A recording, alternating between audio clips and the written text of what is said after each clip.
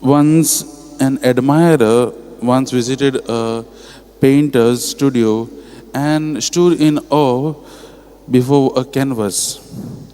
And as he was observing the canvas and the studio and the things or the tools which were lying there, his sight fell on these two brushes, one thick and bold, and the other brush was fine and delicate.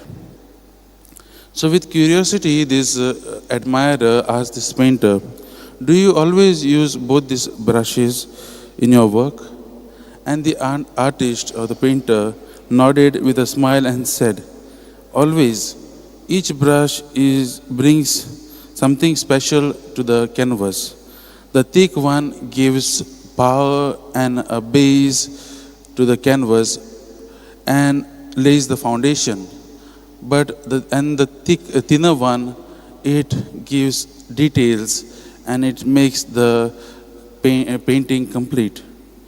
He paused for a while, this artist paused for a while and said, "These two brushes, they don't compete, but they complement.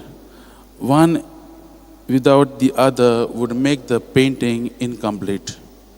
My dear friends, this is also with our own lives as well. Each person is unique and each person has different qualities. And that is why, and both, each, although we are unique, each one of us is loved uniquely.